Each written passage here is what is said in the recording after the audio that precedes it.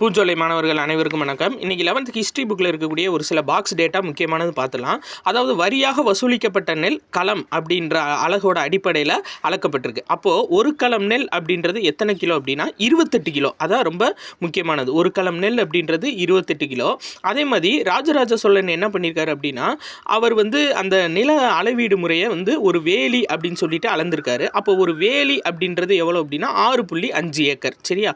ஒரு களம்ன்றது 28 கிலோ நெல், ஒரு வேலி அப்படின்றது 6.5 ஏக்கர் நிலம். அப்போது ஒரு வேலி நிலத்துக்கு 100 களம் நெல் வசூலிக்கப்பட்டிருக்கு. அப்போ 2800 கிலோ 6.5 ஏக்கருக்கு வசூலிக்கப்பட்டிருக்குன்னு அர்த்தம். அடுத்து இந்த பாக்ஸ் ரொம்ப முக்கியமானது. ராஜேந்திர சோழனோட நீர்ப்பாசனத்தை சொல்லியிருப்பாங்க. அவர் என்ன பண்ணியிருப்பார் அப்படின்னா 16 மைல் நீளமுள்ள ஒரு உறுதியான கட்டுமானத்தை எழுப்பியிருப்பார் கங்கை கொண்ட சோழபுரத்தில்.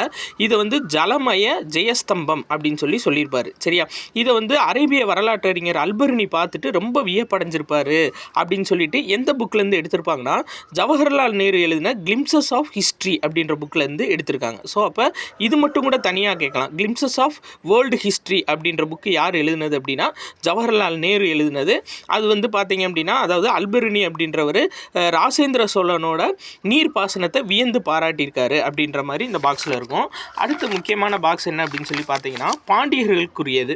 இதில் சைவத்துறவியான திருஞான சம்பந்தர் அரிகேசரியை சமண மதத்திலிருந்து சைவ மதத்திற்கு மாற்றிருக்காரு. சரியா? அப்போது அரிகேசரியை மன்னன் அரிகேசரியை சைவ மதத்துக்கு மாற்றினவர் யார் அப்படின்னா திருஞான சம்பந்தர்.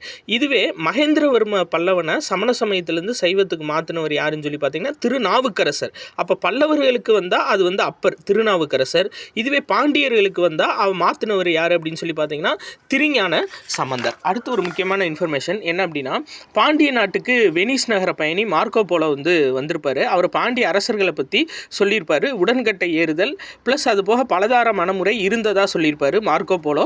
வெனிஸ் நாட்டு அதாவது இத்தாலி நாட்டு பயணி. சரியா? அப்போ இப்படி கூட கேட்பாங்க. அதாவது பாண்டியர்கள் காலத்தில் இதெல்லாம் இல்லைன்னு கூட கேட்பாங்க. ஆனால் இதெல்லாம் இருந்திருக்குன்னு சொல்லி பதிவு பண்ணவர் யார் அப்படின்னா மார்க்கோ போலோ. அடுத்து பாண்டியர்களோட குதிரை வணிகத்தை பற்றி சொன்னவர் யார் அப்படின்னா வாசப் அப்படின்றவர் பதிவு செஞ்சுருக்காரு. ஸோ இப்போ துறைமுகங்கள் பாண்டியர்களோட துறைமுகங்களை 10,000 குதிரைகளுக்கு மேலே இறக்குமதி செய்யப்பட்டுச்சு. ஒரு குதிரையோட விலை 220 செம்பொன் தினார் அப்படின்னு சொல்லி இந்த இன்ஃபர்மேஷனை சொல்லியிருப்பார். யார் அப்படின்னா வாசப் பாண்டியர்களோட குதிரை வணிகத்தை பற்றி சொல்லியிருப்பார். இது எந்த லெசனில் இருக்குன்னா 11th புக்கில் ஹிஸ்ட்ரி புக்கில் பிற்கால சோழர்கள் பாண்டியர்கள் அப்படின்ற லெசனில் இருக்குது.